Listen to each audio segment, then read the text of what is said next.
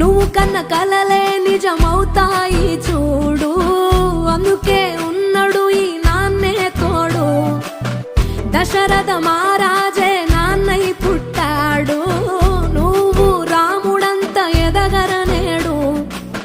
చరితలు ఎన్నడు చూడని మమతల గూడే వీధిరో, సంపద అంటే ఏదో కాదురో, ఇంతకు మించి అది